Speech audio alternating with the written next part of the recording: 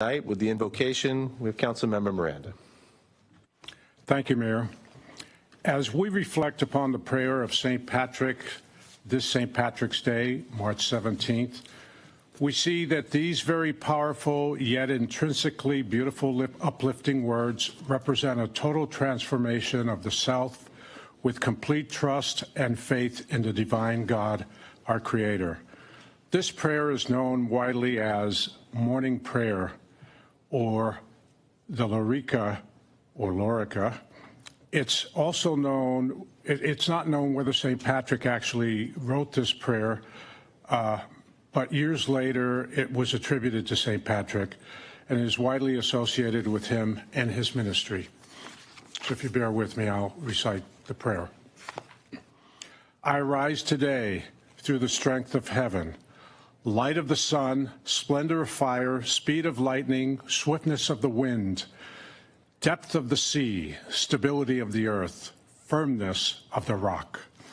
I arise today through God's strength to pilot me, God's might to uphold me, God's wisdom to guide me, God's eye to look before me, God's ear to hear me, God's word to speak to me. God's hand to guard me, God's way to lie before me, God's shield to protect me, God's host to save me, afar and anear, alone or in multitude. I arise today through the mighty strength of the Lord of creation. Thank you. Thank you, Councilmember. With that, we will call the meeting to order. City Clerk, we have the roll call, please. Councilwoman McLean? Here. Councilmember Miranda? Here. Mayor Gibbs? Here. Mayor Pro Tem Smythe? Councilmember West? Here. Thank you. Good, thank you. Councilmember Miranda, would you lead us in the flag salute tonight, please? I'd be honored.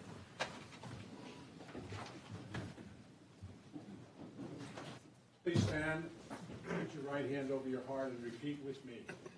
I pledge allegiance to the flag of the United States of America and to the republic for which it stands, one nation, under God, indivisible, with liberty and justice for all.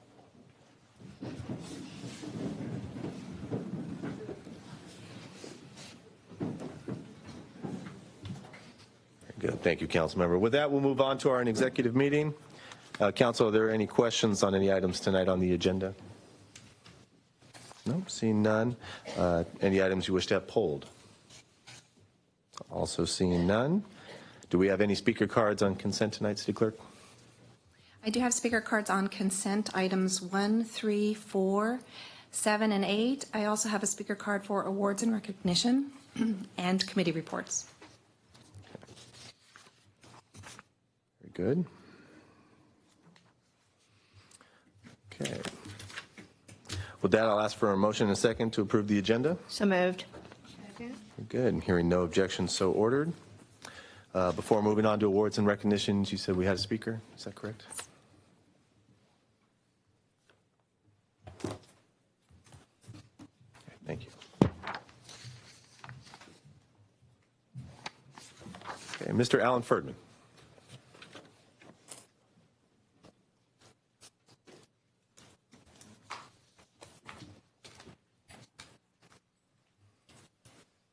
Good evening, Mayor and City Council members. My name is Alan Ferdman, and I am a resident of Canyon Country.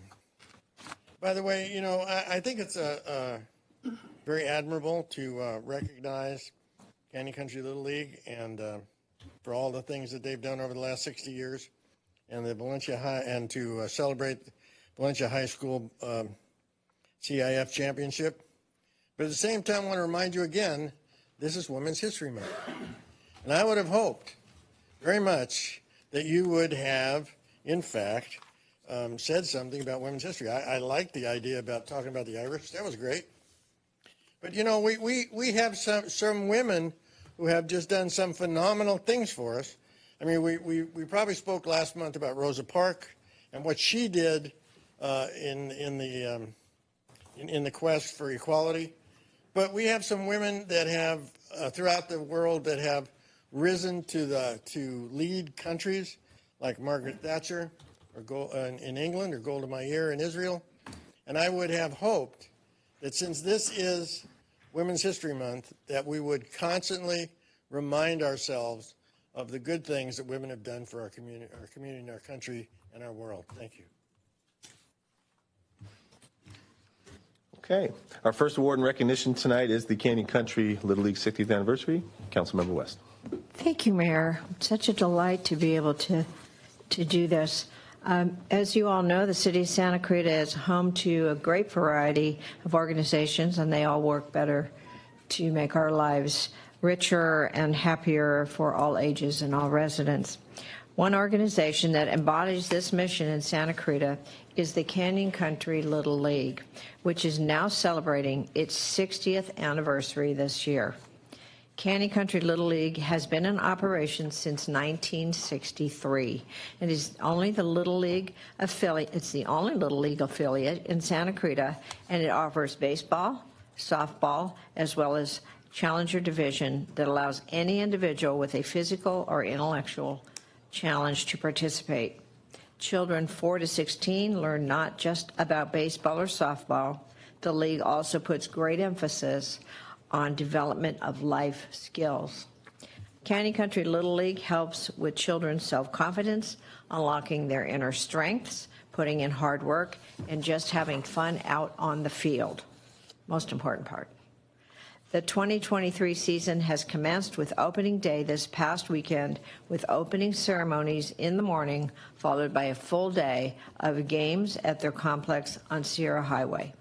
So many of us have kids or grandkids who have been a part of Canyon Country Little League, or you may have just played there yourself and know how important that organization has been to your family and in your life. So on behalf of the city of Santa Clarita, it is my extreme honor to present a certificate to the Canyon Country Little League in recognition of 60 years of developing Santa Clarita youth into outstanding teammates and leaders, both on and off the field. And at this time, I'd really like the representatives, Canyon Country Little League, Board of Directors, as well as the players, to come up to the dais for photographs and to say some few words to Santa Clarita.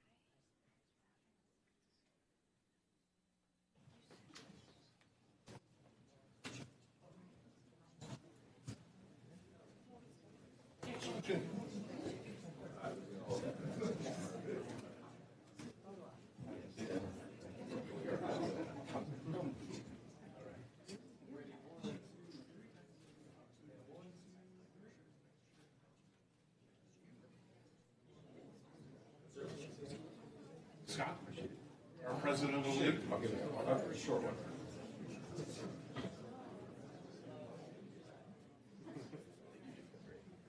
All right. Thank you, Council, for honoring us here today on our 60th anniversary. It is a big deal for us. A lot of us have been on the board for many, many years. Our kids have also grown up through there. I also want to congratulate Valencia on your state championship.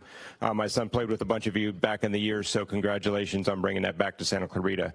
And again, up at Canyon Country Little League, those of you that have been up there, it's a wonderful complex up on Sierra Highway. We are a family first, kid first organization, and we believe in developing our children, our kids, the youth that come through there to be future council members and outstanding citizens within our community out here. So appreciate the honor today, and we look forward to bringing your grandkids or kids out there.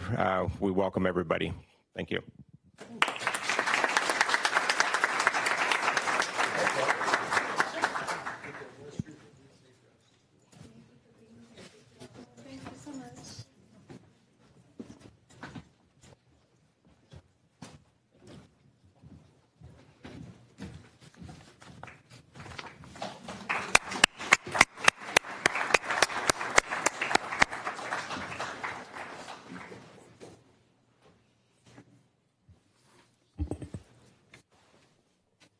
Okay. Our second recognition tonight is for the Valencia High School boys basketball CIF champions. They're here.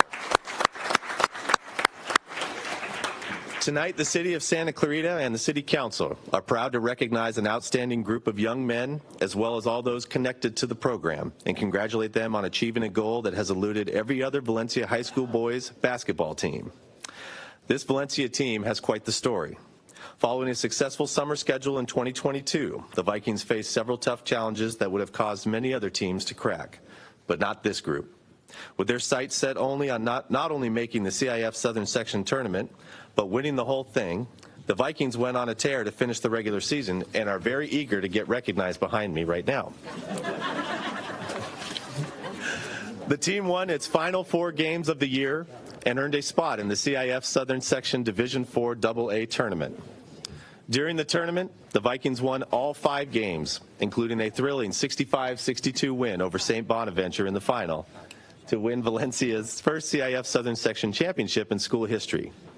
They then moved on to the CIF Division IV state tournament, where they were the top-seeded school in the Southern bracket. The Vikings beat Tulare, Washington in the first round 89-50, then topped Grant High School from Van Nuys by a score of 82-65. It started getting closer, gentlemen. In the regional semifinals, the Vikings defeated Jordan High School from Long Beach 89-80. The team then advanced to the Southern Regional Finals, where they won a rematch with St. Bonaventure 72-58 to advance to the state championship game in Sacramento. And then on March 11th, Valencia High School completed their dream season with a dominant 40-point win over Half Moon Bay to be crowned state champions. So congratulations to all of the players, coaches, staff, and administrators on an exceptional year. So on behalf of the City of Santa Clarita, it's my honor to present a certificate to the Valencia High School boys basketball team in recognition of your success. At this time, I'd like to invite everybody up finally. So come forward and take pictures. Well done, y'all. Man, just get this out of the way.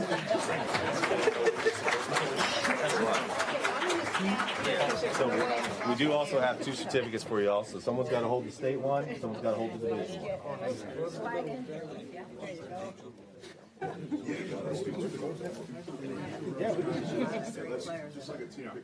Yeah, let's level up. Let's level up.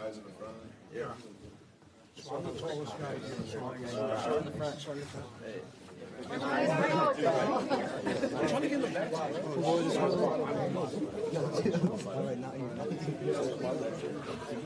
Not really.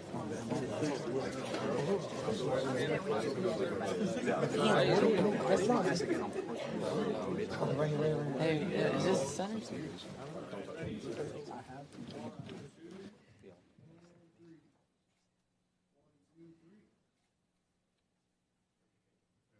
Wait, don't move yet. Parents want to shoot. Oh, okay.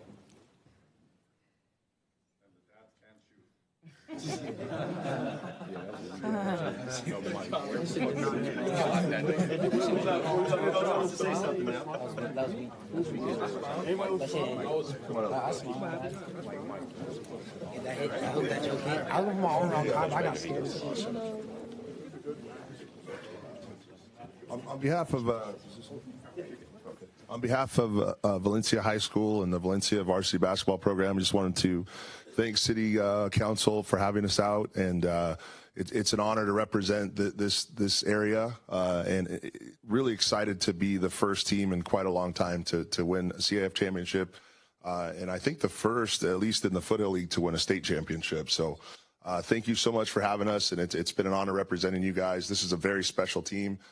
They won 20 of their last 21 games pretty much from the beginning of the new year. So we really had to kind of finish strong to even have a shot. And they just, I'm going to miss coaching these guys. And this is going to be a team that, people will remember for a long time. So thank you very much. I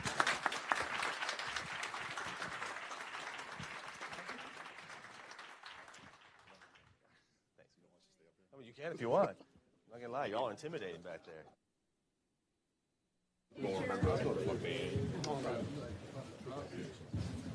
Come back next year, huh? Come back next year. You got it.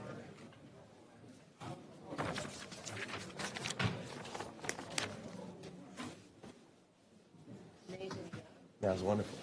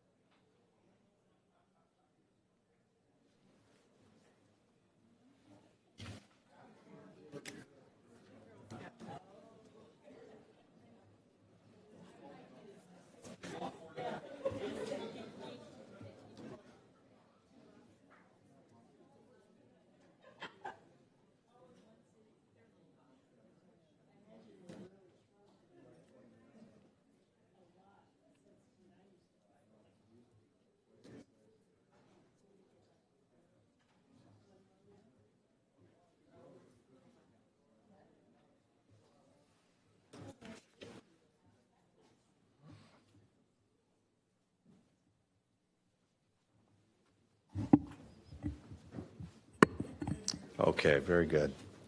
All right, so before we move on to public participation tonight, I wanted to take a moment here and address the video that has surfaced on social media. And as once again, it has brought a darkness upon our community that we need to discuss. And I want to say very, very clearly for the city that there is no place in our schools or our city for the kind of hatred and disregard and hurt that has been caused by the words and actions of these individuals. As a city, we've done this before and we do it again. We condemn racism of every form. It was nice to see and was proud to see that the students who are willing to stand up today and discuss their experiences and share them with us. And it was also heart-wrenching to hear how it affects them. Hearing them talk about how it is traumatizing, isolating, disheartening, infuriating, violent, but sadly, it's nothing new that many have to deal with. As a community, we always need to work together to eliminate racism and discrimination and create a Santa Clarita that is inclusive, that is respectful, and is understanding of all those who live here. We can and we do condemn this behavior, but this isn't where it ends. We always talk about teachable moments. We need to talk about that devastating impact that words have on people. We need to talk about the longevity of hateful videos posted online and the viral nature that is social media. This stuff doesn't just go away anymore. It stays. We need to talk about the countless people who do feel scared and threatened and isolated by these words in these videos. We want every one of our residents to feel safe, supported, and valued and respected in our community. And racism, like what we are talking about here tonight, should have no place here. But I also want to add a personal note from myself about what we have witnessed. For days now, I've been reading posts and emails and comments about this incident and the impact that it has on people, and hundreds of different viewpoints and thoughts on what occurred. But there were two extremes that were constantly brought up that I wanted to comment on tonight. First, we've said this before, hate speech, as foul and hurtful and as disgusting as it can be, it is free speech. But if you can concoct a scenario where you don't believe what we witnessed was a racist act, the fact that there are individuals that feel empowered and numb to the outfall for what happens when you do something like this is a demonstration of racism. I hope all of us here can really learn from this, work to be decent to one another, and never stop working to make Santa Clarita a better place for all.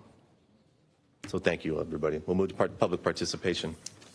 Thank you, Mayor.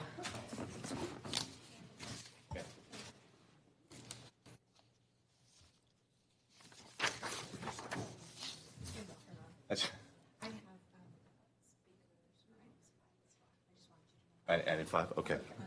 Very good. Thank you. 3 and 5. Okay, our first speaker tonight is Carmen Gilmore, followed by, I believe it's Robert Weston, followed by Douglas.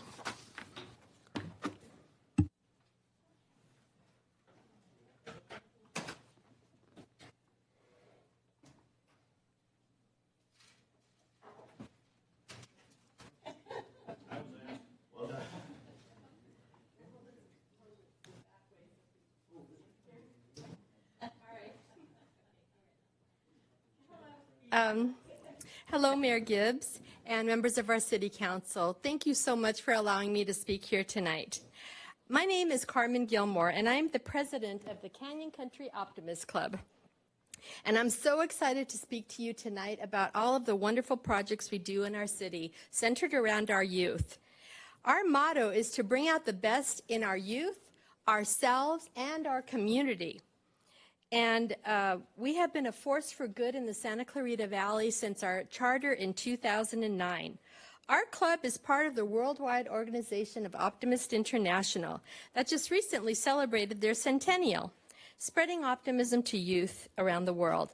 In addition, we would like to invite all of you to our fundraiser at The Stand, the restaurant The Stand, which is located in the Valencia Town Center at the patios on March 25th.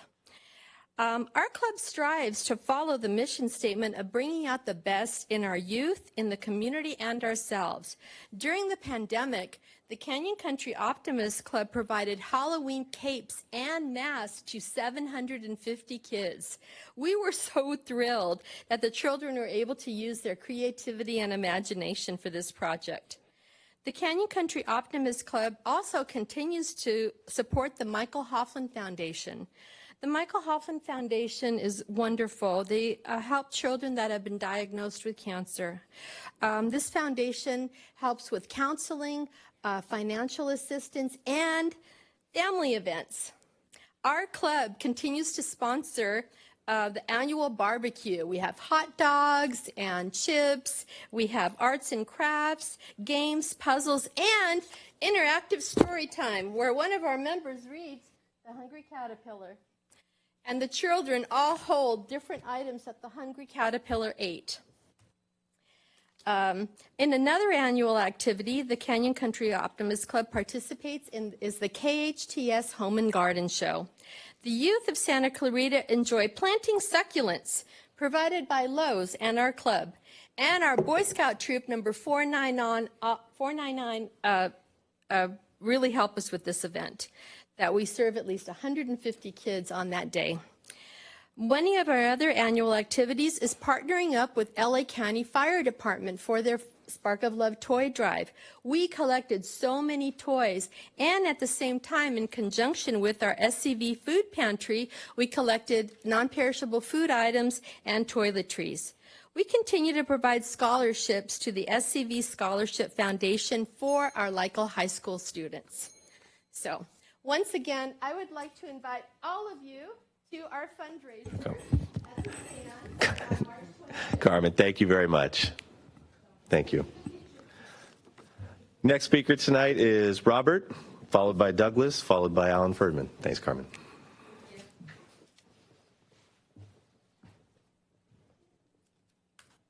Great job holding that, by the way, Robert. I was in the right seat.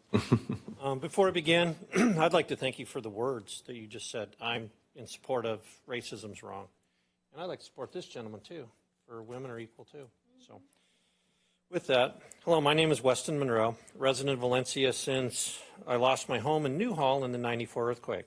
I'm a contractor / handyman. Handyman now, I spend most of my time fixing and repairing other people's bad work and poor design, which create problems. So with my 43 years plus career building and fixing things, I have seen many things I have not and have learned to see issues in plans and designs long before others do. I come to pre-speak about the proposed development of the said Smizer property along Wiley, which I am quite familiar with since I ran a business from there for years. Some of you may remember the gazebo and the play sets along the freeway there. I rented from Sam Smizer. I knew him as well as anyone could locally. I knew of his and his family's plans for the land as he discussed. I have been to Sue Smizer's home in Coronado, San Diego after Sam's passing, held the plans, and drawn ideas for the property in my hands. I have seen the master plan to straighten and widen Wiley Canyon to a large, wide, arcing road connecting Wiley past the elementary school over to the Datsun dealership, which is now the gym, which by the cost hindered the development due to expenses then, which I am sure are an issue today as well. Stopping one family's development dream and making it a profit,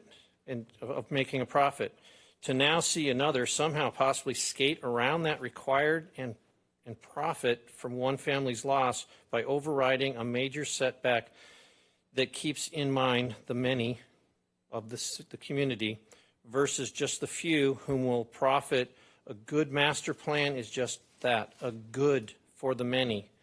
The Datsun dealer was required setbacks, curbs, sidewalks when built, sacrificing land for a wide roadway. The mobile home park lost valuable land, RV storage area, then when Wiley Canyon was widened and straightened there. You can still see the white marks and space numbers on the painted on the block wall there along Wiley. So Caro's Builders, now the medical thing, Datsun dealership, the Smizers, and the mobile home park all lost out for the good of the many city residents, and now somehow, by the latest plan I have seen and held, that no longer applies for the so Ford mentioned, lost for what? They lost their dream, their building, their profit. Such losses for nothing. I can't finish this. I can't go fast enough. There's too much to do. Please, please. Thank you, Robert. Develop that road wide. Next speaker is Douglas, followed by Alan Ferdman, followed by Annette Lucas.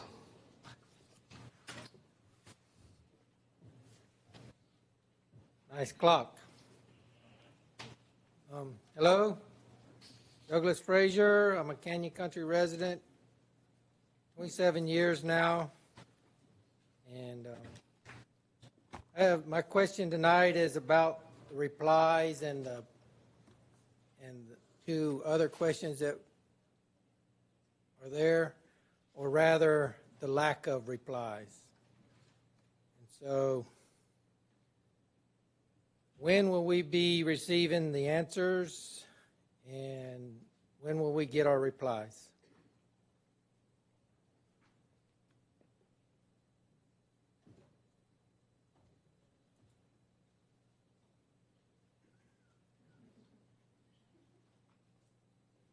Is that all, Douglas? I got 2 more minutes, right? If you would like to stand there. If I get interrupted, can I get my time back? If you get interrupted, sure. No, my question was, when am I going to get the replies, and when am I going to get the answers?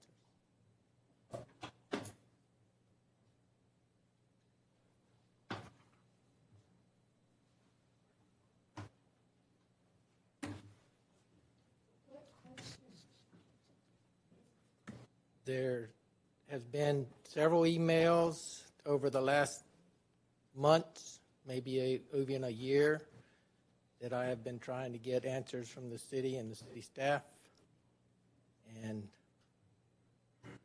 I'm getting ignored. So I still have another minute and 12 seconds. I'm going to stand here.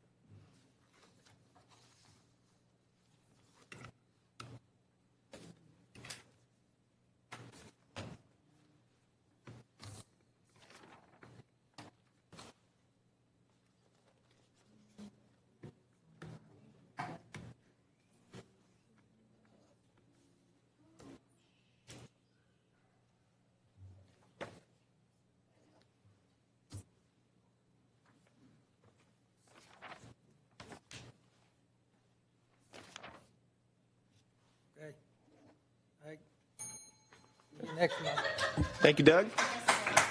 Alan Ferdman, followed by Annette Lucas, followed by, I believe it's Duncan. Good evening again, Mayor and City Council members. My name is Alan Ferdman. I'm a long-term Canyon Country resident. And I wanted to talk to you. Well, first I want to thank you for having a countdown timer that we can actually see, and I won't have to think about bringing a mirror anymore.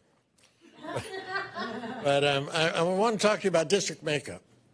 I attended the other meeting in the New Hall Community Center and asked right at the beginning as to why the District 1, the minority district, or the Latino district, however you want to call it, had Happy Valley added because it was the largest district in the first place.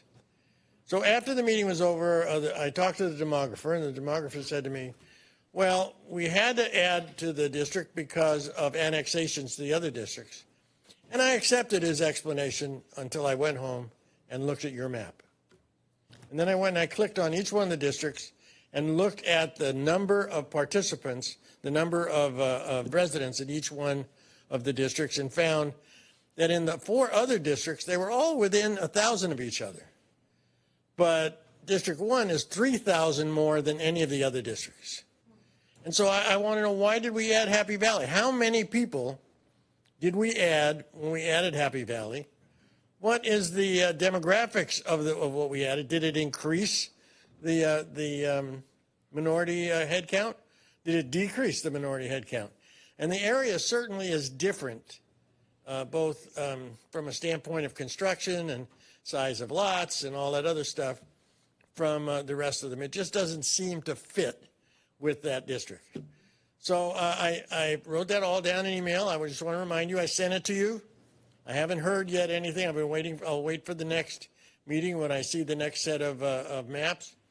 But it just doesn't seem appropriate to add Friendly Valley into that district. There could be some political implications, and I don't want to get into that right now, but it just doesn't seem right.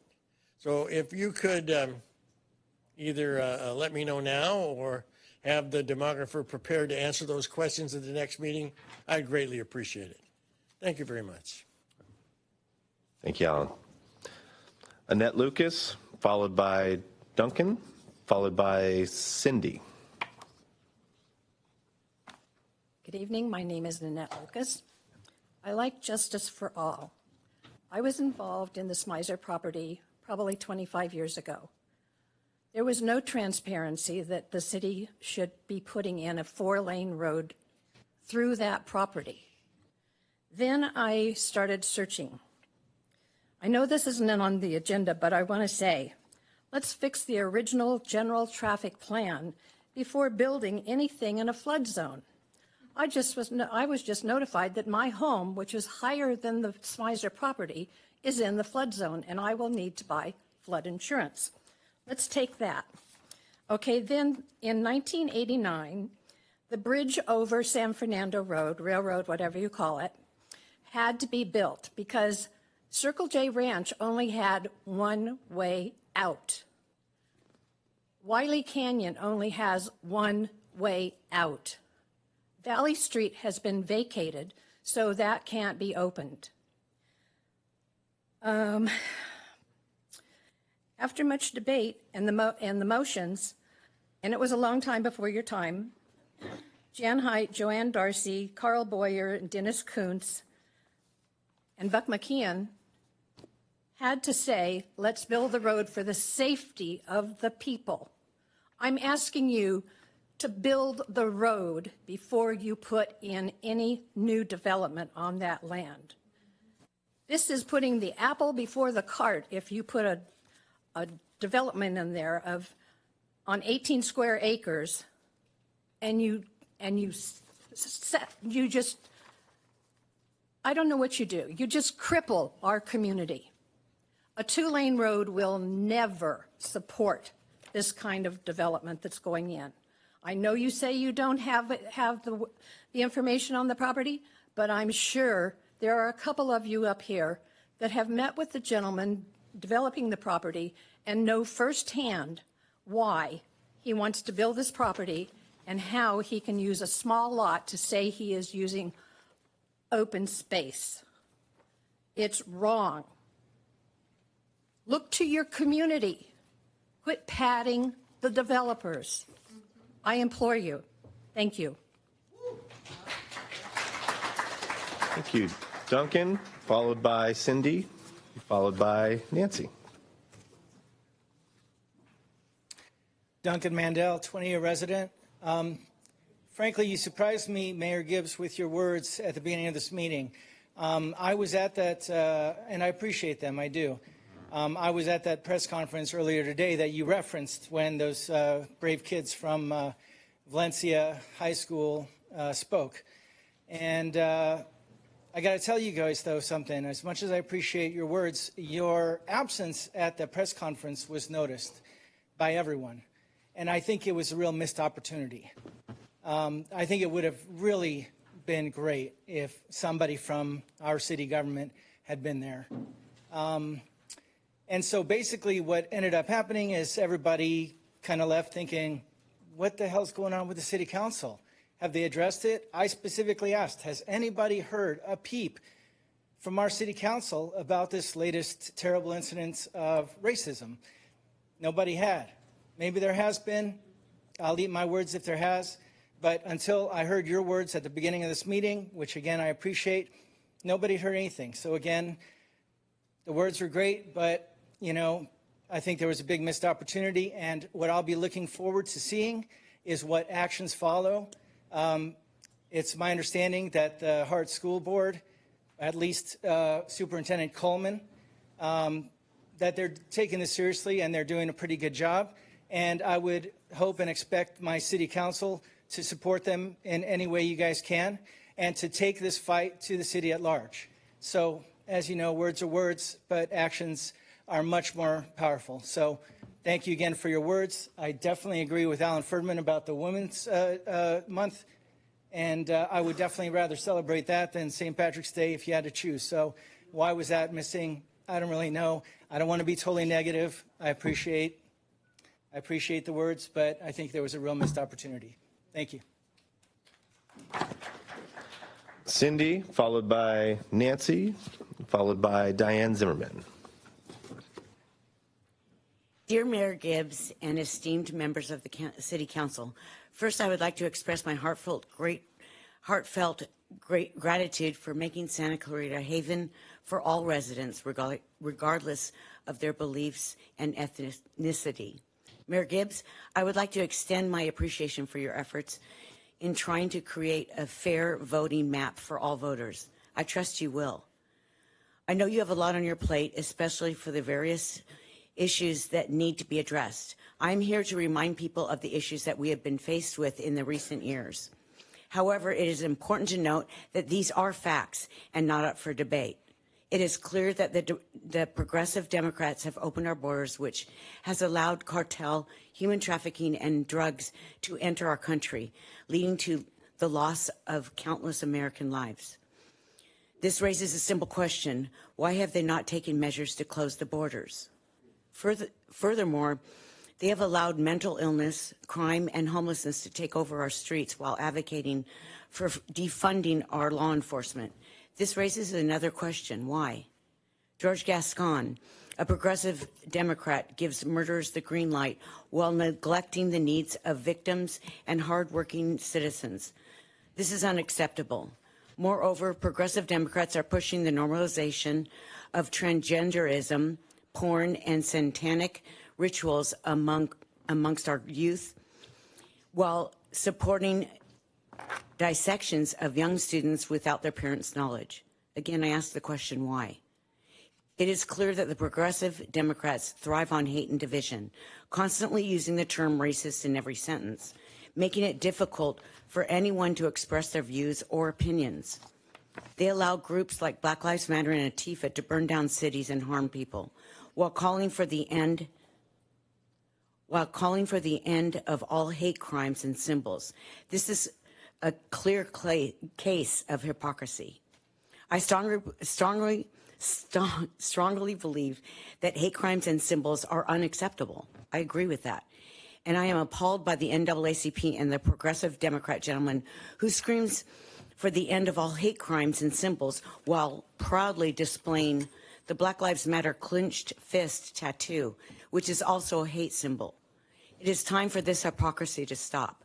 As a proud white Christian conservative, I believe in the freedom of speech and the values of all human lives. I believe in the American values that our country was built on, and that we should all strive to love one another, no matter what we look like, because we are all children of God. I am grateful to live in this great country of ours, which is God's country. This is a battle of good versus evil, and I implore Republicans and anyone who cares about America, Santa Clarita, and their freedom to get out and vote. It's time Thank for you, the Cindy. evil, and Cindy. please vote. Thank you.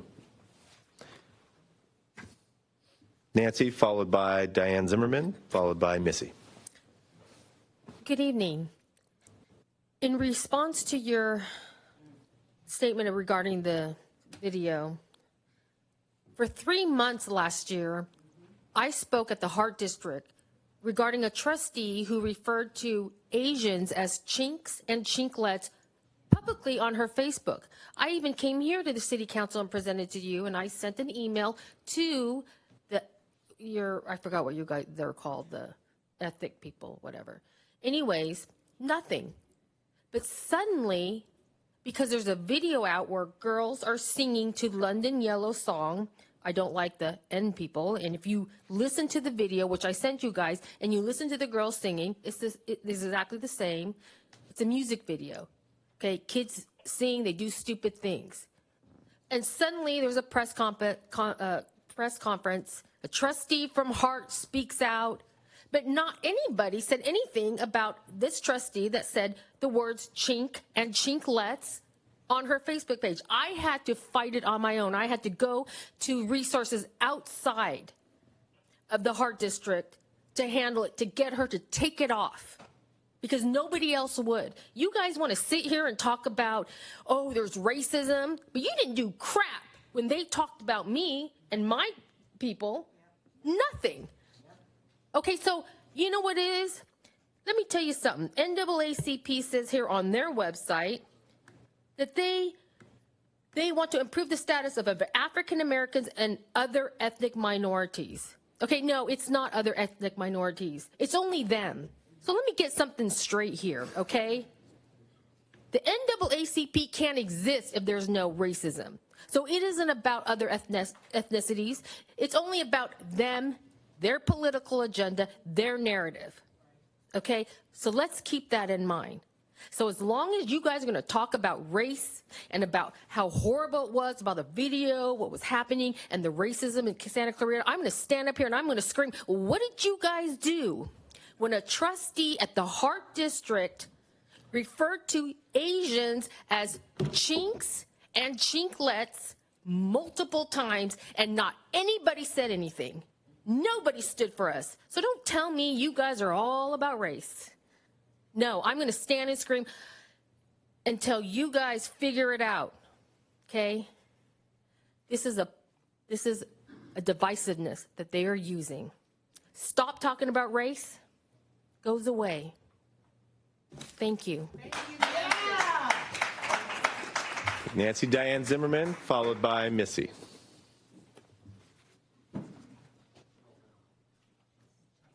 Nancy, that was outstanding. Districting. During the public hearing, the Signal reported that it was attended by about 30 people. The majority of the speakers were speaking out against district voting in any form. As presented, there were absolutely no pros to districting, but plenty of cons. Let me relay a few of them. It blatantly favors the far-left voters in the Santa Clarita Valley, period. It encourages further separation by race, gender, identity, and other irrelevant factors. Steve Rafferty and the plaintiffs, Michael Cruz and Sebastian Cesares, have absolutely nothing to worry about regarding the damaging results of districting. In fact, the plaintiffs, who won't even live in the gerrymandered Red Line District, have already collected a great deal of money in their pursuit of districting. Correct me if I'm wrong, but the city paid another group $1 million of taxpayer money to stop this madness 5 or so years ago. How many taxpayers know about that? There's simply not enough space in one letter to list all of the cons of voting by a district. Many residents want to stick with at-large voting as it was before the machines were introduced over 20 years ago. Using machines connected to the internet opens up a huge opportunity for fraud by any group. But that's a story for another day. Just look at how districting worked out for the Santa Clarita Valley School Boards. The track record of districting in the Santa Clarita Valley School Board speaks for itself.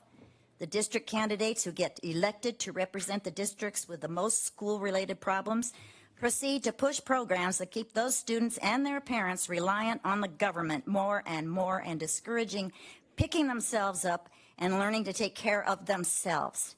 It's clear that districting does not serve the best interests of our community. Tell me, please. I don't want to wait because I need the words, but I thought the waiting was great. Tell me why it is that the same law firm that you guys use, is representing Santa Monica in their fight against districting. Cypress is fighting against districting. There's cities in Orange County that are fighting against districting. They have the courage. Their city councils have the courage to not say it's going to cost too much money. That's our money. You spend so much of our money on things that the bathrooms. Holy Spirit, activate. Those bathrooms did not need to be put in. They work much worse than the previous ones. You spent so much money that you could have put towards something, put it back to us, give it to the kids, do something. We needed no bathrooms. We didn't need the ones before either. The school districts managed to use the old-fashioned ones, and so should you have. Thanks, Dan. Thanks. Missy.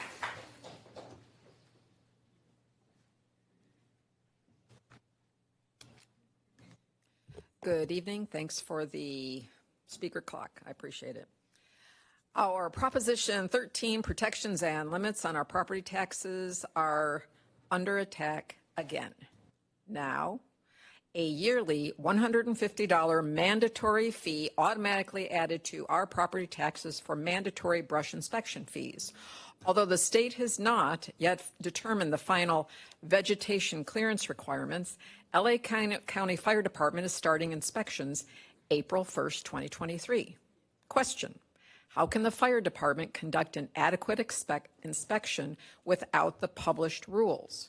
Answer: they cannot and should not begin any inspections without the state first issuing the requirements for the inspections. Key points from a recent meeting this past Saturday. The plan is to have a zone zero. What does zone zero mean? It means no plants 0 to 5 feet from the structure of your property. I call that an asphalt jungle or a concrete jungle.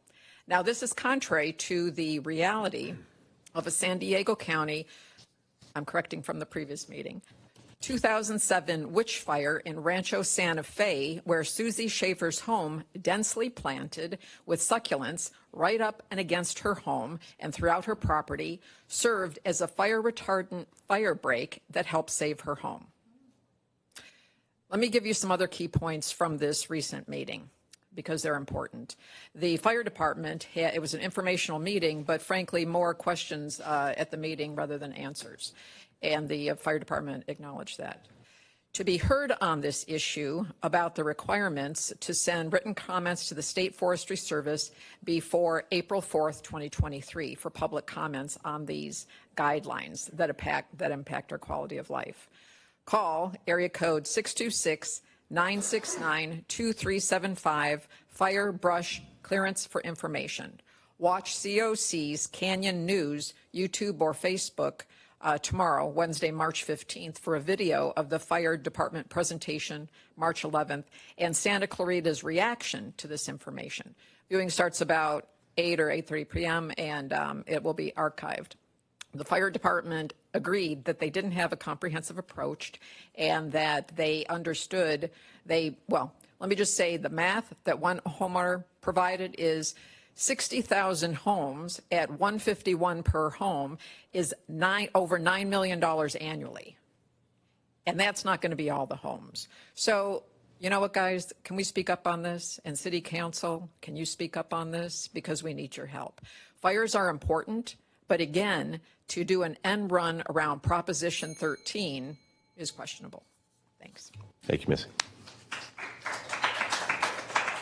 Okay, that concludes first public participation period. City Manager, any comments? Just two comments, Mayor and Council. I'll remind the Council and the public that at the last meeting, we actually did recognize Women's Day and a recognition of the month. And if you recall, Zonta did come and receive a proclamation.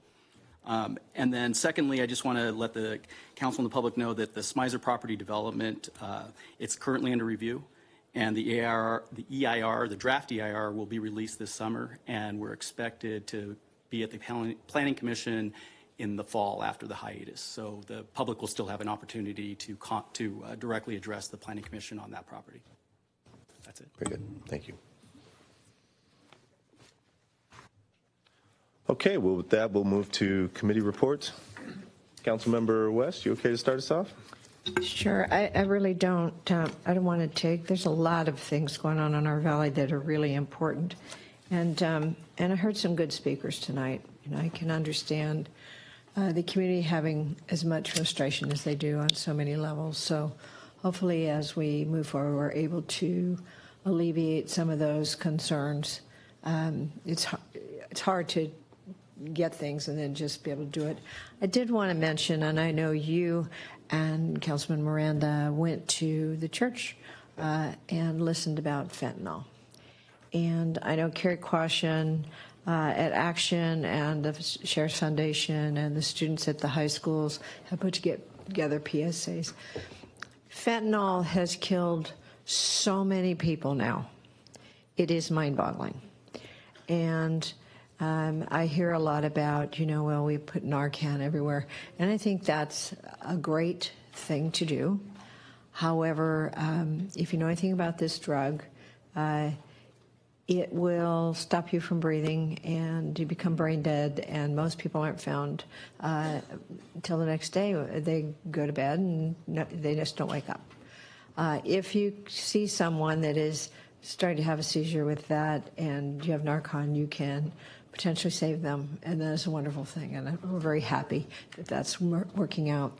But I think we really have to bring this because it's coming into our country in everything. If you buy anything that's not in a sealed capsule from a regulated pharmaceutical, you could risk just a couple of grains of that will kill you. And it's terrifying, and I really like to put more of a spotlight on it. And I think it would be nice if staff could take a look at some of the things we could do to get more information out to people. I was thinking about maybe having a wall that lists the names of all the young we've lost. I don't know if the community would want that, but I know a lot of parents have lost their kids. I know several of them. And they're heartbroken. And the more we can get that information out, the better. I know the students are doing a good job because it's peer-to-peer, and kids listen to kids, and that's important. But I'd like to see what else we could do to put a spotlight on it so that we get that information out there. It's everywhere. And yes, I understand it's coming across the borders, and we've known that for a long time. I get it, ladies, and thank you for continuing to tell it like it is. We appreciate you. So I don't know how the rest of council feels about it, but this is the only drug that you don't treat. You can't cure anything because by the time we find that it's in your body, you're gone. So just like to see if we could ask staff to see what else we can do to get this information out there and maybe give some comfort to the families who have already lost loved ones. Thank you. Councilman Miranda. Thank you, Mayor. I echo your words. I thought they were very insightful with an S for our community. We've worked very, very hard through the years. I've been on the council 6 years. Marcia, Lorene, Cameron, they've been on the council for a lot more than that. And I can tell you, every council member has worked very hard to promote diversity and inclusion as much as we can. And I don't think the doctor's still here, but I didn't know there was going to be a press conference. I had. None of us did. I don't believe I was invited to it. Were you? I would certainly have been there, but I didn't get any word on the press conference until after it was over. So my apologies for that. Maybe I need to look at my emails more often than I do or something. But certainly I would have been there. I also want to comment, Nancy, if I may call you Nancy. What you said was very painful, obviously for you, but very painful for me also, because I feel like I missed an opportunity to speak out on your behalf, but also on the behalf of the entire community. So I apologize for that. I got to stay more attuned to what's happening and some things. The other thing is there's and I had it written down over here. There's a song. This was the other invocation that I had. You going to sing for us? No, I'm not going to sing. But and of course I don't have it when I need it. But come on, people, now. Let's all get together. All right? There you go. Okay. And I printed out the lyrics, and I'm sorry I can't find them right now, and no, I'm not going to sing it. But that's in my heart. Okay? Let's get together. And whether you're, I'm a grandpa. Right. So I have young grandkids, and believe it or not, I have older grandkids. And I preach to them a lot, maybe more than they would like to hear. But I preach to them a lot about diversity and inclusion. I preach to them about what my life's work has been. Many of them don't understand that because they live in a different world. They have a different paradigm than the one I went through. But that was so much of part of my life. And I know I'm talking too much, but I just look at my grandkids and I think they know and understand. But even sometimes and as I said, I have young grandkids and I have not so young grandkids. Sometimes they get caught up in moments that I'm not proud of. Kids will be kids. I apologize for that, but there it is. Kids will be kids. What our job is, when a kid does something wrong, we need to correct them. And when we correct them, we need to be firm about it. And when they do something wrong, it's not, oh my goodness, I love you, and no. It's look at them in the eye and let them know that they've disappointed you, that they've done something wrong, and that there are consequences and accountability for doing things wrong. And so I don't care who you are, if you do something such as that video denotes, then people need to address that. And so when people address it, we can't be angry. I can't be angry at Nancy because she's standing up and comes to council meeting and fights for her rights. Why would I be angry at her? Quite the opposite. I respect her for coming up and saying that. And being, forthright and direct and saying, this hurts me. And people shouldn't do that. And for looking at all 5 council members and saying, I was here last year sometime, I forget, I'm sorry, and no one did anything about it. And so I'll look at the video again and find out whether I was here or not, but I think I was. and we'll do something about it. Anyway, so I'd like to do something a little more positive, a little more, because that was a little sad on my part. You are going to sing. Yeah, I want to talk about census, and I want to celebrate St. Patty's Eve at the first census block party of the year on Thursday in 2 days, March 16th from 7 to 10 p.m. Census is a fun and free event on Main Street in Old Town Newhall on the third Thursday of the month from March through October. Wear your best get-up inspired by the Emerald Isle and play your favorite pub-style games.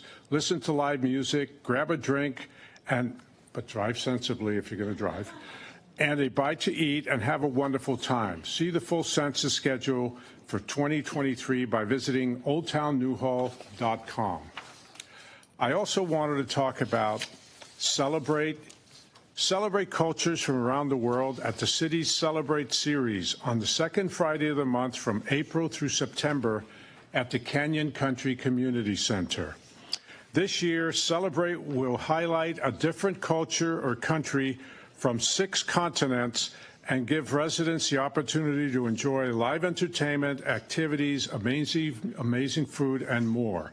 The series begins on Friday, April 14th at 6 p.m. with a celebration of Egypt. Learn more by visiting santaclarita.com. Celebrate. Thank you, Mayor. Councilwoman. My goodness. You know, I really don't know what to say. Nancy, I am so sorry that you had to hear those words and see those words. There's no place for those words. There's no place for disparaging words about any ethnicity, race, or color. And that includes against whites, against yellow, against whatever. I'm afraid I'll say the wrong words here, but against anyone. And so, Nancy, I'm sorry that you had to see those words. They do not belong at all. And what I'm seeing on social media and what I'm seeing all around is divisiveness. It's not coming together. It's everybody for themselves, and that should not be at all. So I hope at some point that changes. I'm going to tell you that we have stated many, many times up here that racism has no place in Santa Clarita. So people who say we don't say it, they're wrong, because we do say it. It has no place. So at some point, you've got to start believing what we're saying. And regarding the press conference, I heard about it through an email. I did not receive an invitation. I did not see anything about it. So when we're told that we should have been there, we probably would have if we'd been apprised of the press conference. And I feel sorry for the young people that were there. I did watch it afterwards. The young people who were obviously hurt. The young lady who did that and put it out on Instagram has ruined her life. Totally. And so, you know, do you feel sorry for her as well? She obviously didn't know any better. She thought she was singing a song, but it was wrong. It shouldn't have happened either. So I don't know what else to say on that. I'm going to mention the fire fee hearing. I was at that hearing, and I was amazed at how many people were here. I mean, there's standing room only here. I was amazed at that. We wouldn't have had that meeting if I hadn't received a notice, and there were 2 meetings. Both were scheduled, one from Lancaster and one in Azusa. We weren't going to have one here. So I got on the phone to our supervisor, and I said, through our city manager, and I said, we've got to have a meeting here for everyone who's involved in that. And so there was. And I agree with you, putting $100 this year and then $150 on property tax bills without anyone having a say about it. Yeah, I thumbs down on that as well. And I realize it was a state mandated item to make people be aware of what they needed to do around their homes, but not enough information. It was just imposed by the Board of Supervisors on January 10th. And they're the ones that decided it needed to be $100 and $150. So I feel for you on that one. I totally agree. At some point, when do we stop adding on to property taxes? We can hardly afford our homes at this point. And no accommodation for seniors or those on fixed income? Come on. It's just wrong. So hopefully somebody will come to their senses and we can get some more information and some accommodations will be made for those people that I mentioned. Well, now that I've talked about all the awful stuff, I wonder if everyone knows I woke up to the radio this morning telling us that today is the Mathematical International Day of Mathematics because it's Pi Day. P-I, not P-I-E. PI Day, it's observed on March 14th, which is the third month, since 3, 1, and 4 are the first three significant figures of pi. It was founded in 1988 by Larry Shaw, an employee of the San Francisco, California Science Museum, the Exploratorium. Celebrations often involved eating pie, P-I-E, or holding pie recitation competitions. In 2009, the United States House of Representatives supported the designation of Pi Day. UNESCO's 40th General Conference designated Pi Day as the International Day of Mathematics in November 2019. There's a lot more information. I got this off of Wikipedia. There's also a National PIE Day, but that's not that's on January 23rd. So that's a whole nother thing. And I want to mention, I know that I've talked a lot, but I know. But I have to mention the Youth Arts Showcase. The city's 7th annual Youth Arts Showcase happens Saturday, March 25th at the Newhall Community Center. Students in grades K through 12 have submitted original artwork, writing, and photography for the year's Painters, Pictures, and Prose contest, with entries being put on display during the event. The Youth Art Showcase spotlights the many artistic and literary talents of Santa Clarita Valley youth and gives residents a chance to enjoy visual and performing arts, hands-on craft station, arts education, and much more. Learn more about the Youth Art Showcase by visiting santaclaritaarts.com. And let's just all put a smile on our face and try and be a little bit happy. Yeah. Thank you. Thank you, Councilwoman. Yes, ma'am. I have a question. Assistant City Manager and maybe the City Attorney, do we have anything posted up on our city website that talks about the city's push for inclusiveness and for diversity, and the fact that the city hires with everybody included in hiring practices? Do we have anything that just talks about the city's policies and attitudes?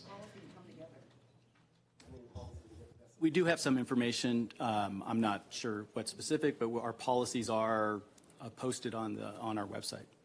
It'd be nice if we just had a nice statement about something that's positive for everybody. I don't care what color you are, it doesn't matter. It just seems like it would be good for the city to have something that says, hey, we're all in this life together, and it's good to treat each other with kindness and fairness, and just so that everyone, we do this in Parks and Recreation, we teach the kids to work together, and in all the ball teams and all the different running teams, everybody works hard at that. So it'd be nice if we could come up with some kind of a statement that would kind of bring it together. We hear this, and it's just disheartening as all get out to hear it.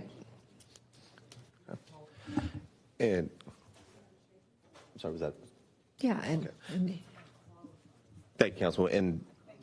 And Assistant City Manager, on that front, when we talked about the fentanyl, I'd be interested in hearing what the public, if they would be interested in the recognition for the youth that we have lost as well, in terms of how it would be done, a wall, a place. I think it'd be nice to hear if there's an appetite for it in that representation. Councilwoman McLean, Councilman Miranda, your comments to Nancy were fantastic. We so often, we have people who come and are very supportive, and we have people who come who aren't so supportive. And sometimes those are the same people.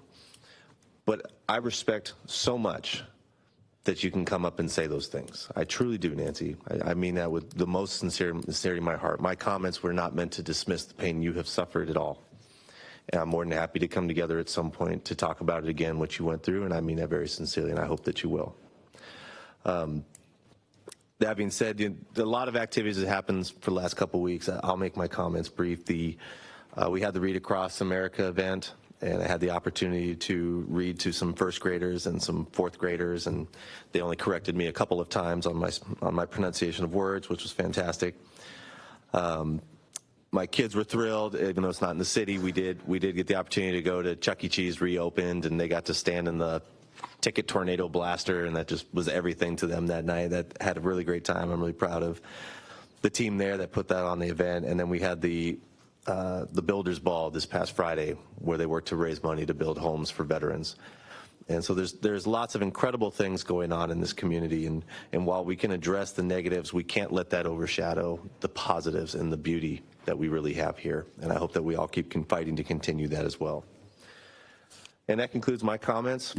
So with that, let's move on to our consent calendar. City Clerk, I know we have a few speakers here tonight.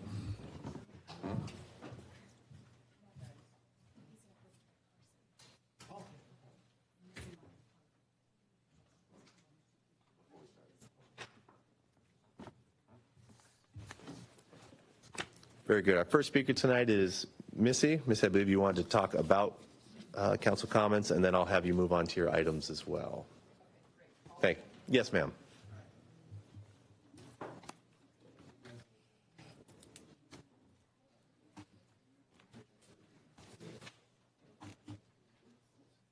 So which one are we starting with? Starting with just you wanted to comment on committee reports. Oh, Is that sure, correct? yes. Okay. So briefly, and Marcia, thank you for bringing that up. Because the fire department said, hey, there's some city council in the room, there's people from representing the county and such, and because the public was so much yearning for information, I was wanting, I thought it would have been great for the city council members to, or Marcia, and then from a staff standpoint for those folks to answer even generally some questions. I thought, because people are really yearning for answers. Again, it was a great forum, but lots more questions than answers.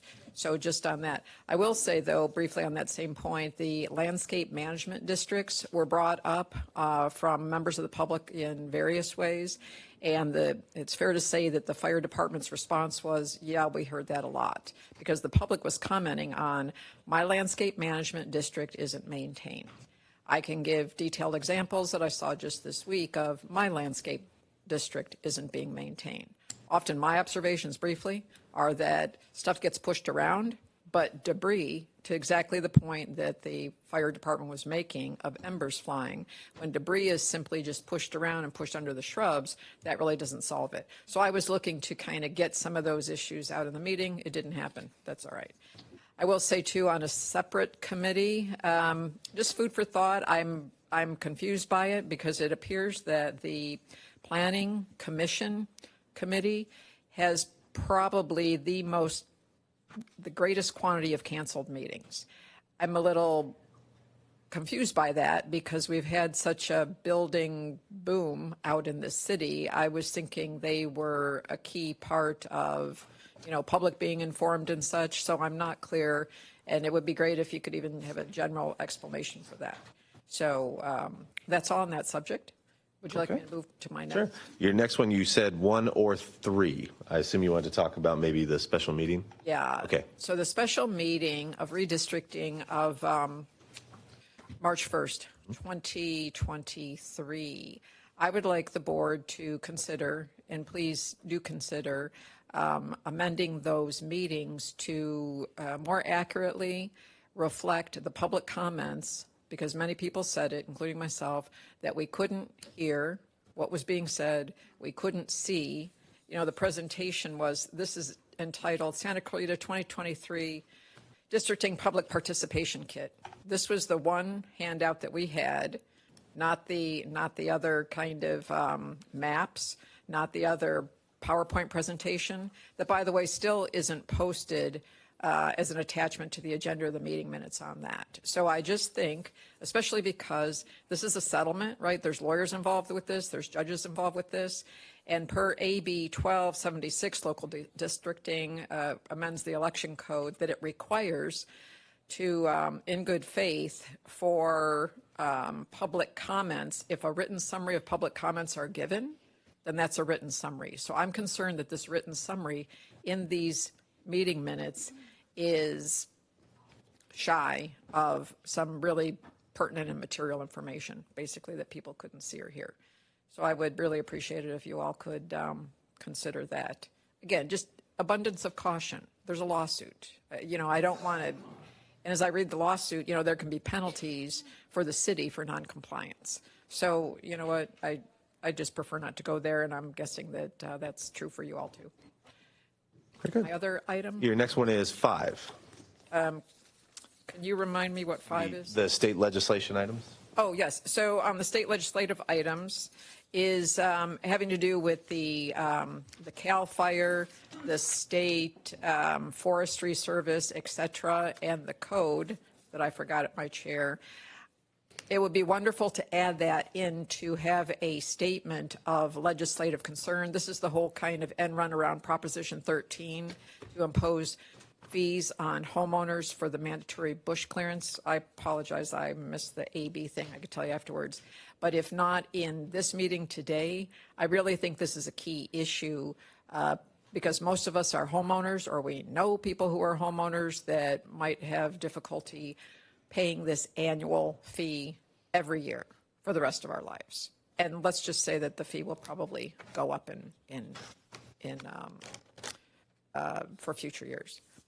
Okay. Did I have another one? Yes, ma'am. You had number 7. Yeah. Okay. I'll make this brief. So that was on the equipment, right? Yes, the mobile unit. Okay. So I was, based on the board packet, I was confused on what it was exactly, because we just have a new sheriff's station that is basically state of the art. We spent $70 million on it. I don't have my notes with me, but it basically said, hey, it's expansive, it's kind of streamlined, it's doing all these great things, as a new facility should do. So I'm concerned that we have state, county, police, fire, 911, emergency communications, and isn't that all covered already? Do we really need new kind of standalone equipment managed by or run by the city? Because I was thinking, since the new sheriff's department is only building, $70 million is only about 1 year old, that would have been a comprehensive communication plan. So I'm unclear of the necessity for that. And especially that, again, it's another taxpayer expense, because I looked up LA County Emergency Office of Emergency Management, and they're the leader, they're the coordinator of all that. So I really ask, do we need more information? I obviously need more information, but does the council need more information, or can we defer it? Because again, it's just taxpayer money that may not be critical. Okay? Was that all? Yes, that was all. Okay, thank you, Missy. Okay, our next speaker is Tony Maldonado. Tony, I have you on 3 and 7 tonight.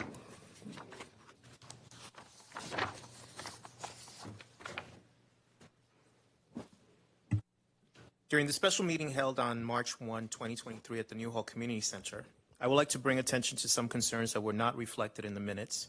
Despite the repeated formal protests submitted about the poor acoustics and inability to hear everything discussed during the meeting, there's no mention of it in the minutes. It was only in the subsequent video file released later that we were able to hear what was discussed. Furthermore, the minutes do not include any mention of the attendees' desire to hold the next meeting at City Hall, which is less neutral. Well, no less neutral than the community centers, but thank you that it is being moved at this point. There's no mention that I was personally accused of being an anti-Semite by one of the speakers and by Mr. Rafferty. Additionally, I would like to bring to your attention that there was a problem with the Spanish translation via Zoom during the meeting. The subtitles were missing entirely, which was a significant barrier for Spanish-speaking attendees who were unable to understand what was being discussed. Moreover, the minutes failed to reflect the absence of the Assistant City Manager, Franco Vado, and no explanation was given as to his absence. On another matter, a little bit lighter, but this regarding employee issues, I'm wondering if there's been an update to policy 3.17.1, which concerns business casual dress policy for employees. During the special meeting of March 1, 2023, the city manager did not adhere to the policy, instead opting to wear casual golf dress, including tennis shoes. The policy states that for men, a suit, a dress shirt with collar and a tie or dress pants, dress shirt with a collar, sport coat, and a tie shall be worn to more formal situations, such as city council meetings and meetings where they are representing the city. This surprised many of us in attendance, to be quite honest, and I'm a little bit surprised because Mr. Strickland is always well dressed, so that surprised us. So we don't know if there was an emergency situation. So some kind of clarification at least, because it's unusual for him to do such. So we would appreciate that clarification. Thank you. Now, regarding agenda number 7, how soon can this be acquired? Many of us are concerned that we may need it sooner than later, especially with the increase in hostile language and political tension from the SCV and NAACP.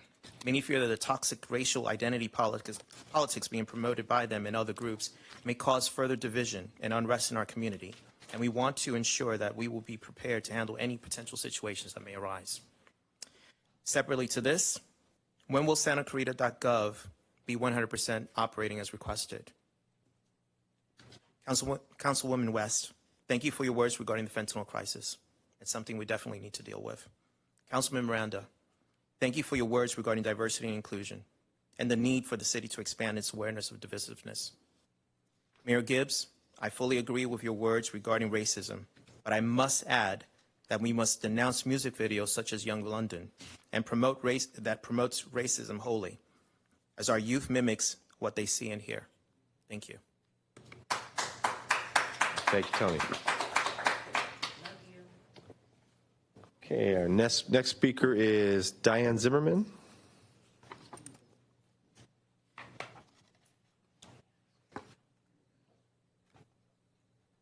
Dan, I think I have you on 5 and 8, if I'm reading correctly.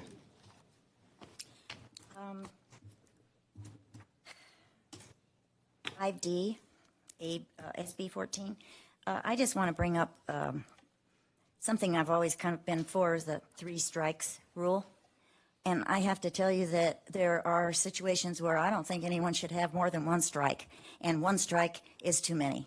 So child trafficking, any kind of human trafficking, you do it once, you're in jail for the rest of your life. Get the Bible, get relief, get forgiven, but you stay in that place. You don't come back out. You teach others not to do what you did.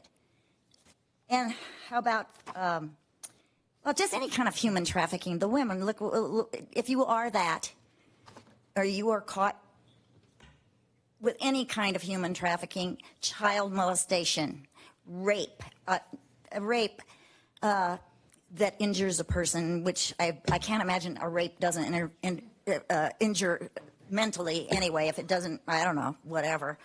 All I'm saying is, please consider the fact that there should be exemptions from a 3-strike rule. That just hit me hard today when I was reading that. And then if you sell fentanyl, or if you sell any of the major drugs that are killing our kids, and they all do eventually, I don't believe they should get any more strikes either, especially fentanyl. And we need to close our borders so that, we don't get all 3, 5, or whatever of these things coming in anymore, and just deal with what we have here, which is way overloaded already.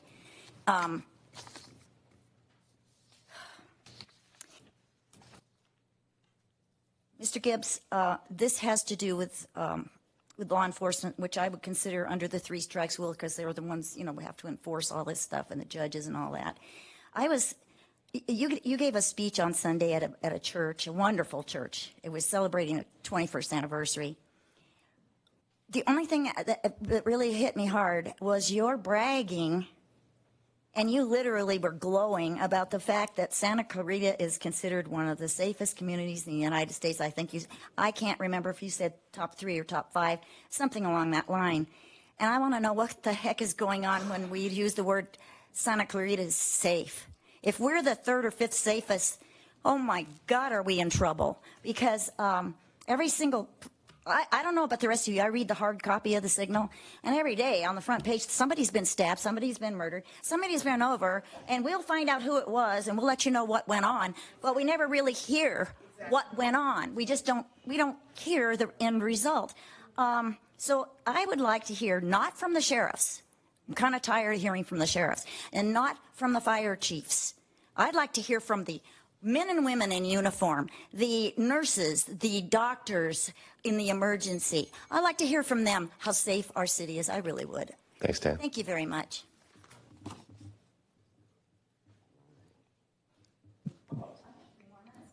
I was wondering if she was going to get that. Diane, come on back. Number 8.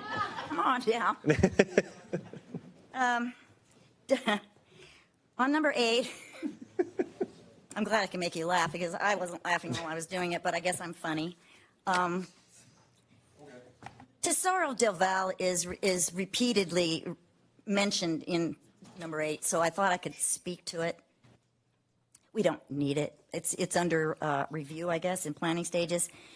Do you realize how many neighborhoods we have that need work done? How the power grid is going to handle all this? How our infrastructure is going to handle all of this? I would really appreciate you just keeping that. Stop the planning for now until we can afford the planning, and quit paying all this gazillion dollars out for it. Put it towards maybe seceding from Los Angeles and making our own Santa Clarita County. Does that not sound good? And there are other places that are doing it. And so why don't we spend some of this money? We have enough places for people to live if we use them. We have so many empty buildings for business. We have so many empty facilities for living. And we're going to spend all this money. 1 minute and 51 seconds. Shall I pull a Doug? I don't think I will, but I thought it was great. What about,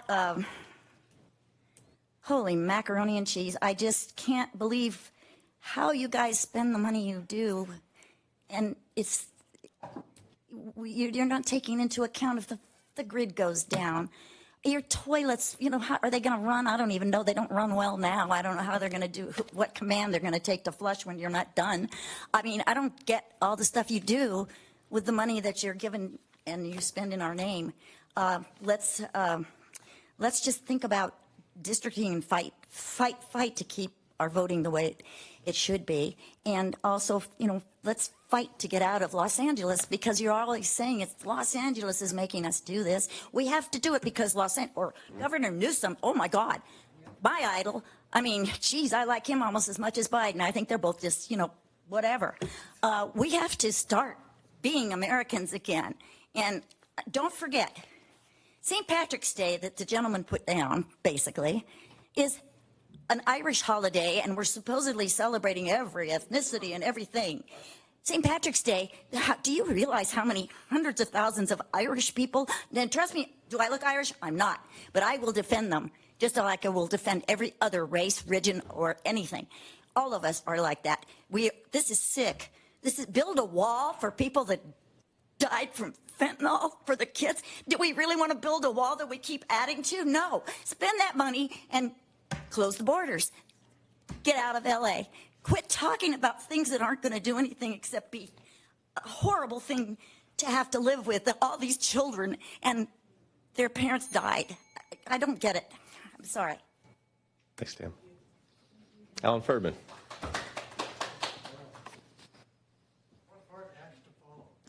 Item number 7. Good evening again, Mayor and City Council members. Before I get started, I want to say, Marcia, I had to smile at the thing about National Mathematics Day, because the last thing I did in my work career was work with Bill Tabor's group, re-implementing the space nav equations, which had to be accurate to 15 decimal places. So I don't know, I liked it. Anyway, I'm going to talk about item 7, because I'm concerned with the government's waste of money, whether it be here in Santa Clarita or at the national level. And here, even though we're only spending $700,000 for this mobile command unit, and the feds are paying the rest of it, all comes out of my pocket. You know, it used to be when I worked, I didn't think much about how much I paid income tax and so forth. But today, now that I'm retired and I write those checks quarterly, I know exactly how much I pay. And it's an amazing amount. This has no value, zero. Why? Because there can't be anything in this mobile command unit that you can't duplicate with handheld equipment.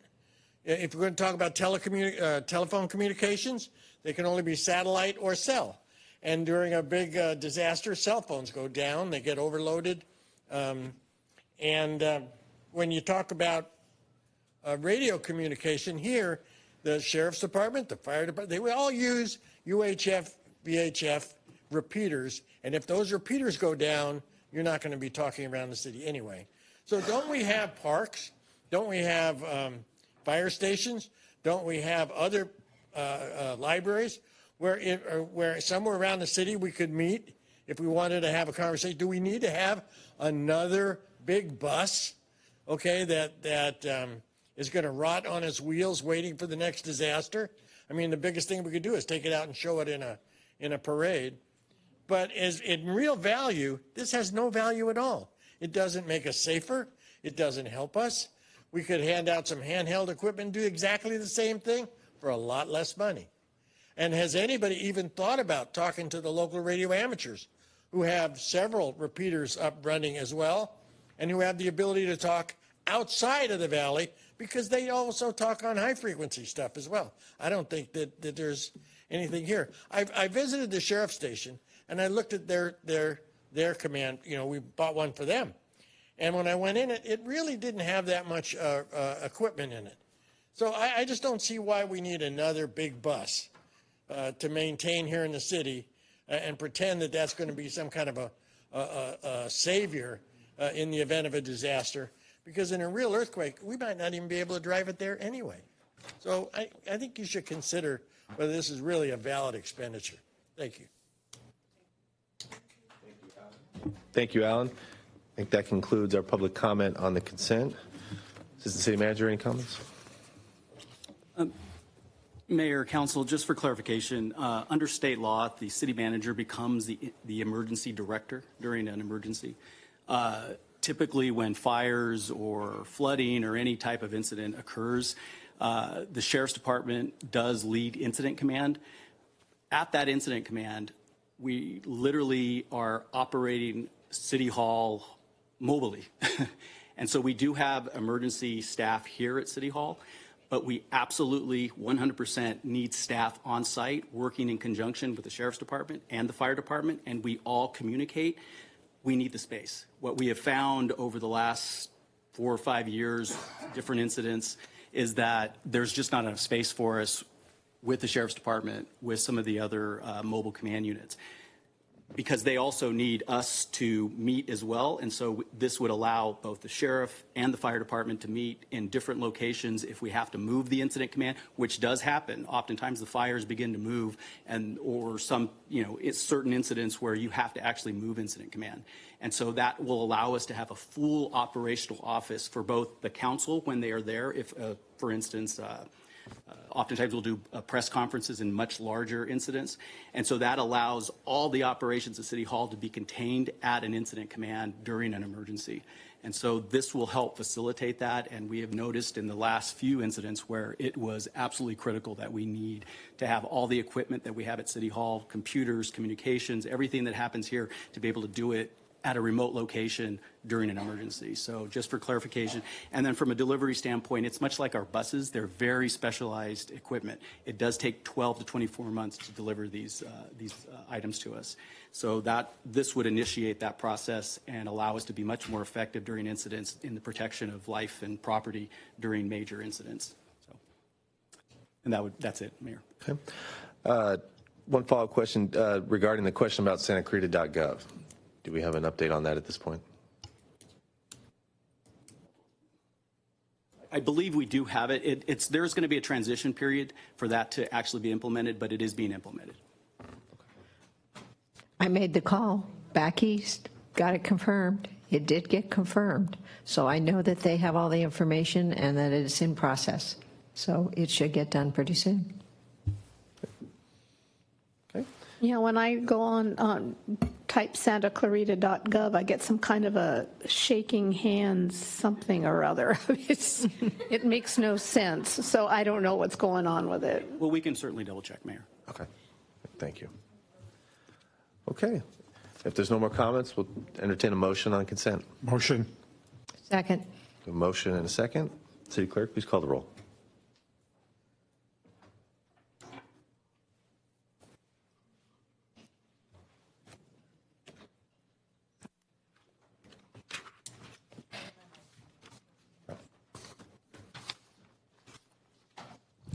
Okay, I'll just be loud. Councilmember West? Aye. Councilwoman McLean? Yes. Councilmember Miranda? Yes. Mayor Gibbs? Aye. Very good. That concludes consent. Do we have any more public speakers for tonight? Okay. Very good. Thank you.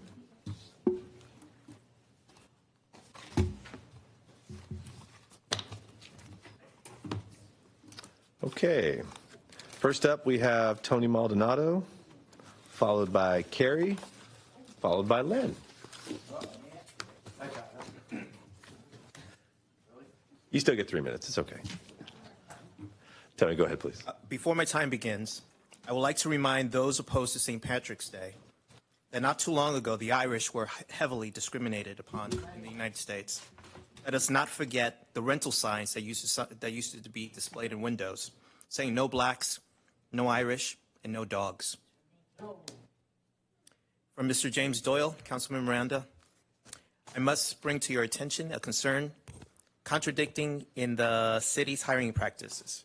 Currently, the city is restricting PTS employees from applying for a current openly internal city role, yet it recently hired an internal PTS employee for a separate internal city role. I implore you to add the following questions to your recent request to Mr. Striplin. How and why is this contradictory practice justified? Ladies and gentlemen, it must be snowing in hell at this given stage. As a Democrat has spoken words that ring true for me. As quoted in today's Signal, a particular Democrat running for office in 2024 stated, "We need not, nor should we, respect or show civility toward anyone who calls for discrimination or disparate treatment of any persons based on their protected status, be it race, gender, sexual orientation, military status, religion, or otherwise. Those who call for discrimination should not be given respect in return." These words perfectly encapsulate my own thoughts on the matter at hand. The actions of two racist bigots and the lawyer, and the constant race baiting and identity politics of the SCV and NAACP and their supporters are despicable. The rise of blatant racism and discrimination that is occurring in our city is both alarming and nauseating. We cannot tolerate discrimination in any form. We must stand up against such hateful acts and those who perpetrate them. It is time to put an end to the divisive and toxic politics of identity and race, and to come together as a community based on mutual respect and shared values. As a Hispanic Republican, I believe racial identity politics is toxic and divisive force that is wreaking havoc on our communities and cities across the country, including Santa Clarita.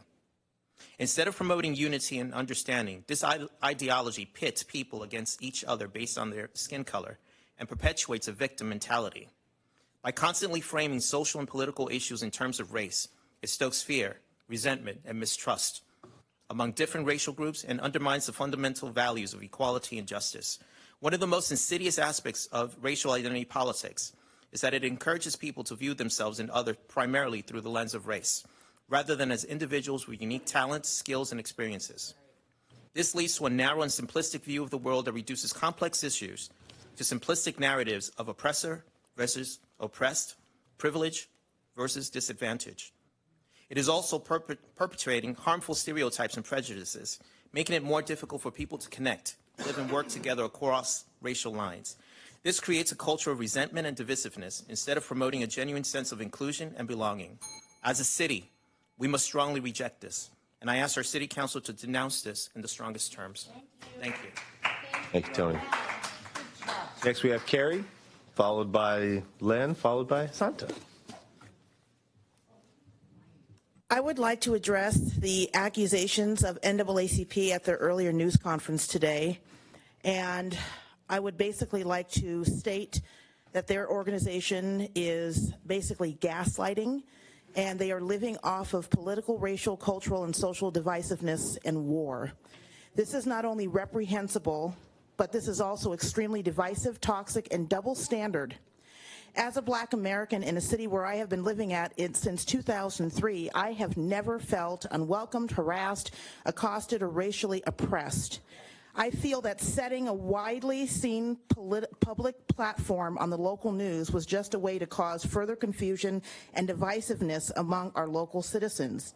This is a created war strategy started within the last few years to deflect away from other national world issues created by a new world order system, between creating separate districts for a special nationality of people within Santa Clarita to analyzing a culturally racist song sung by a high school student and then comparing that to being racially divided city from a song created by a confused, race-baiting rapper, an individual who is just gaslighting an issue that needs to be left to burn out as a cold issue. As a Black person, did write the lyrics, and it's only considered abominable by NAACP because a white high school student sang the lyrics. NAACP group members need to be, can't remember, they're basically double standard, and they need to be called out on their rhetorics and their divisive social and political views and behavior.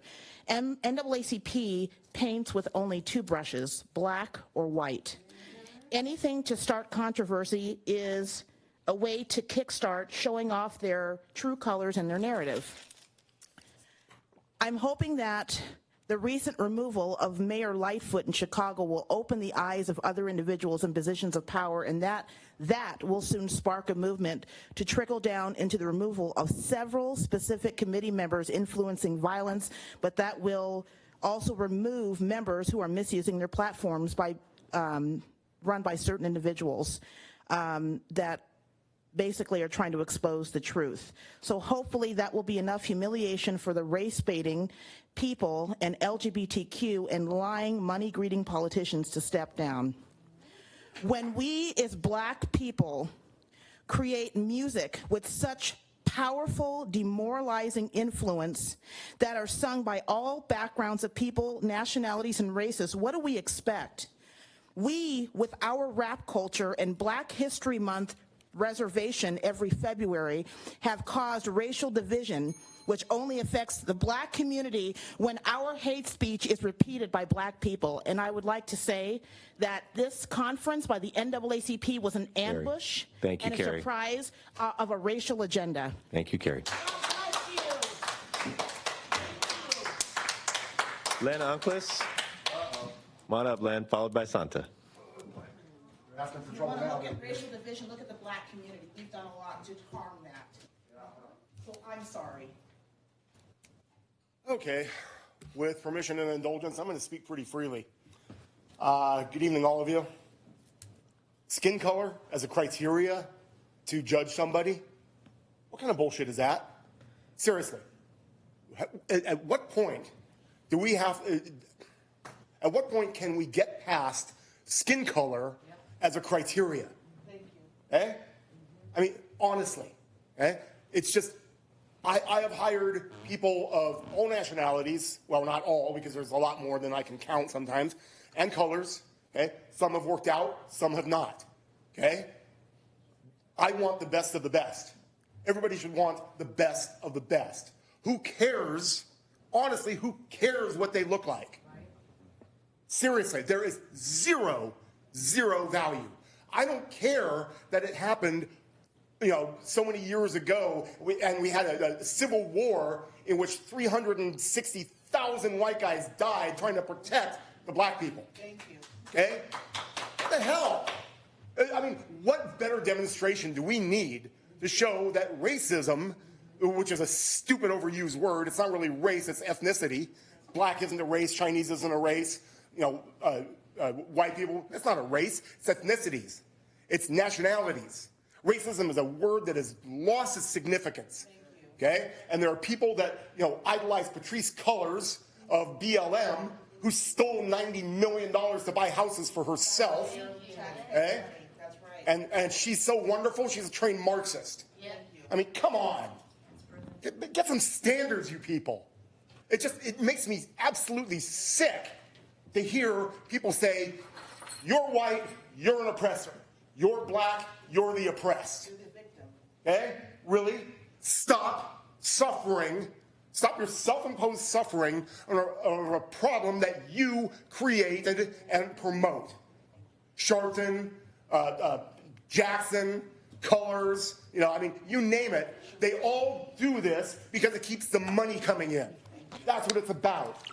Raise $90 million and buy houses for yourself. Gee, really helping the black people, huh? So that's the end of that one for now. I went to the fentanyl town hall. I was terrified. Sorry, it terrified me. And then when it was over, I made my tour of the booths. Last one I walked up to, there's a deputy, and he said, "How you doing?" Went outside, had a meltdown. Our kids are dying. Bullshit. You can't have any kids dying. I just don't know what to say, except it's stupid. Just bullshit. That's it. That's all I'm going to say. Santa?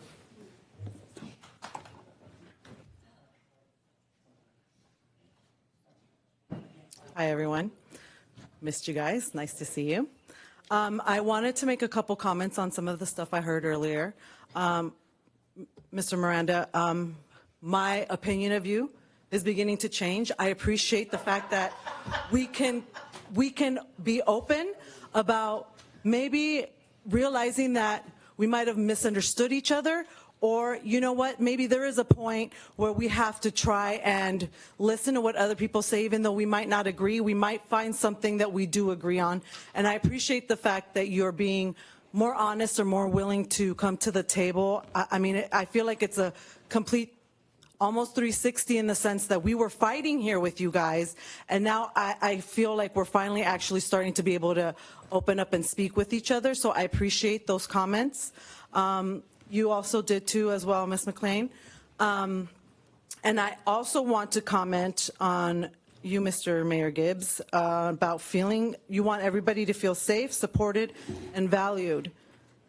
And that should not be when we pick and choose a topic for people to feel safe, supported, and valued. There's been many things that have been brought to the table, not just about racism, but about our freedoms and personal rights that have been and are still being tried. People are still trying to take them away. It's tyranny that is happening here. And you know what? A lot of the things that were brought to you guys with much, we did a lot of our research is being backpedaled now. Everything that everybody was trying to shut us up for, everything that we came and brought here to you guys is now okay to talk about, because guess what?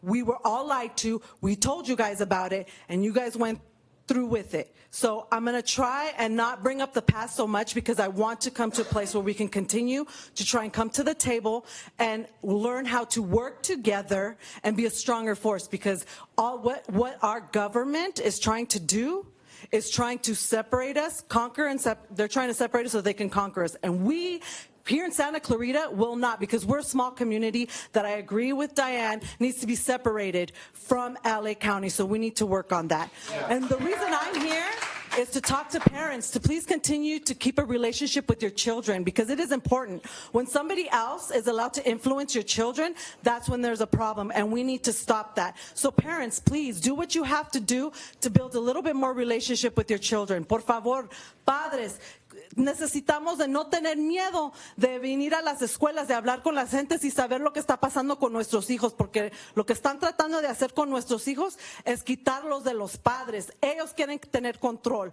A 12-year-old should not be able to make a choice, a medical choice, when here you're talking about teenagers that are not even 18 that are still children you're talking about the racism and you want to blame a parent. A parent should be liable. I agree, Mr. Miranda, but you know what? So a parent should also be liable for the health care of their child, not a school Santa. and not a public tyrannic leader. Okay, that concludes our public comment for tonight. Any staff comments? No staff comments? Then on that note, we will adjourn for the evening. Thank you, everybody. Oh, no, it's working. Of course.